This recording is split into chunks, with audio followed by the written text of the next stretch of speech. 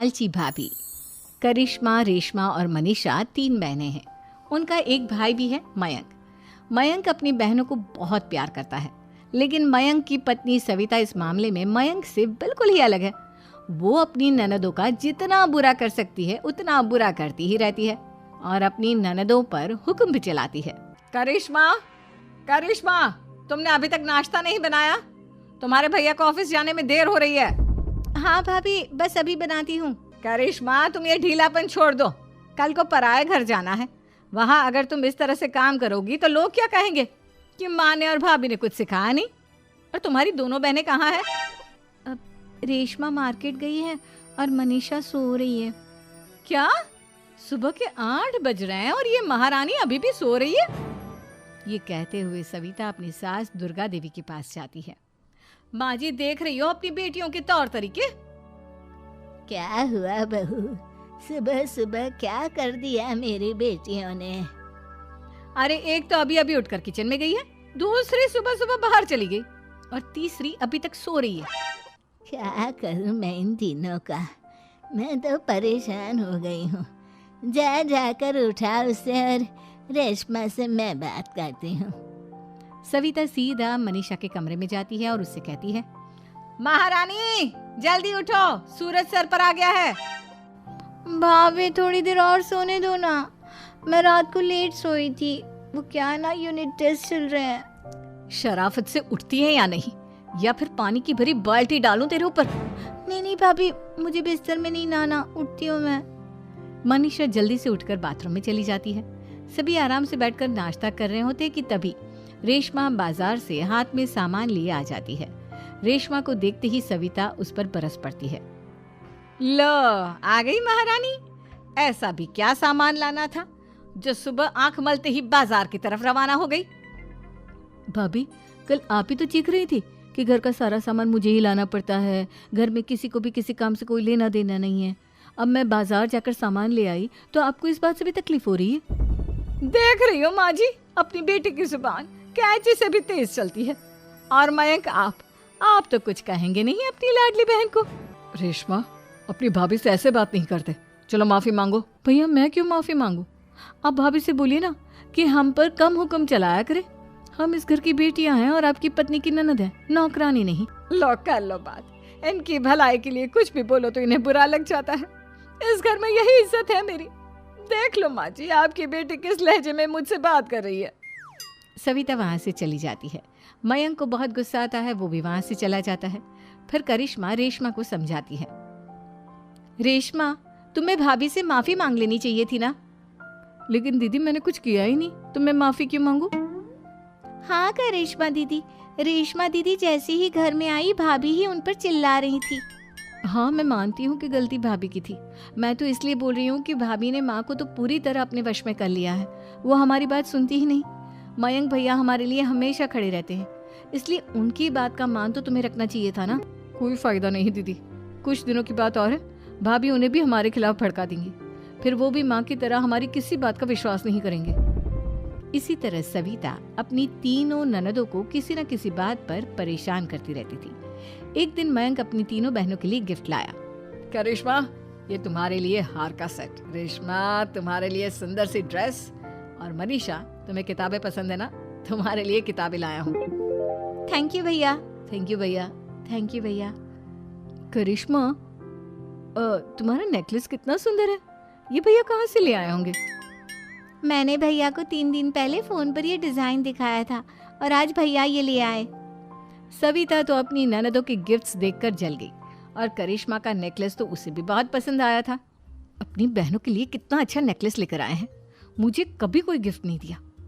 मैं आज ही ये हार चुरा लूंगी। रात में सविता करिश्मा का हार चुरा लेती है और इसी तरह उसे अपनी ननदों की जो भी चीज़ अच्छी लगती वो उसे मांगती नहीं, बल्कि रात के अंधेरे में चुरा लेती। इसी तरह दिन बीतते गए और सविता ने मयंक के दिल में भी उसकी बहनों के लिए नफरत पैदा कर दी। एक दिन मयंक ने करिश्मा और रेशमा के लिए रिश्ता देखा और ये बात उसने घर में सबको बताई। माँ, करिश्मा और रेशमा के लिए बहुत अच्छा रिश्ता आया है। वो लोग कल इन्हें देखने आ रहे हैं। आप और सविता मिलकर सारी तैयारी कर लेना। ये सुनकर करिश्मा और रेशमा खुश हो जाती हैं, लेकिन सविता सोचती है, अगर इन दोनों बहनों की शादी हो गई तो घर और बाहर का काम कौन करेगा? मनीषा तो एक नंबर की कामचोर है, उससे तो किसी बात की उम्मीद लगाना ही बेकार है। मुझे इस शादी को रोकना होगा। अगले दिन सभी लड़के वालों के स्वागत की तैयारी करने में लगे होते हैं। तभी मयंक अपनी बहनों से आकर कहता है, तैयार हो गई तुम दोनों? देखो दोनों लड़के बहुत अच्छे हैं, मैं कोई कसर नहीं छोड़ना चाहता, इसलिए तुम उनके सामने अच्छे से बिहेव करना और अपनी भाभी से लड़ने मत लग जाना। करिश्मा, तुम वो नेकलेस पहन लो ना जो मैं तुम्हारे लिए लाया था। भैया मैं बहुत देर से वो नेकलेस ढूंढ रही हूँ, लेकिन मुझे मिल ही नहीं रहा। क्या तुमने नेकलेस खो दिया? तुम्हें पता भी है वो कितना महंगा था? तुम कोई काम ढंग से नहीं कर सकती। मयंक गुस्से में वहां से चला जाता है। थोड़ी देर बाद लड़के वाले भी आ जाते हैं। वो दोनों बहनों को पसंद कर लेते हैं और रिश्ता पक्का हो जाता है। लेकिन सविता के दिमाग में तो कुछ और ही खिचड़ी पक रही थी। वो पंडित जी के पास करिश्मा की कुंडली लेकर जाती है और उन्हें पैसे देकर करिश्मा की कुंडली बदलवा देती है। जब लड़के वालों के पास करिश्मा की कुंडली जाती है तो वो दुर्गा को फोन करते हैं। बहन जी, हमने करिश्मा की कुंडली अपने पंडित जी को दिखाई थी। आपकी बेटी की कुंडली नहीं बल्कि दोषों का पिटारा है। देखिए, मैं और मेरे पति इन सब बातों में बहुत विश्वास करते हैं, इसलिए हम आपकी बेटी से अपने बेटे की शादी नहीं करा सकते। इस तरह करिश्मा का रिश्ता टूट जाता है और सभी घर वालों को बहुत दुख होता है। अब कविता सोचती है, चलो करिश्मा का तो रिश्ता टूट गया, अब रेशमा का भी रिश्ता तोड़ना है। क्या करूं? अब सविता आवाज बदलकर किसी अननोन नंबर से रेशमा के होने वाले ससुराल में फोन करती है। हेलो, मैं कौन हूँ कौन नहीं ये आपके लिए जानना ज़रूरी नहीं।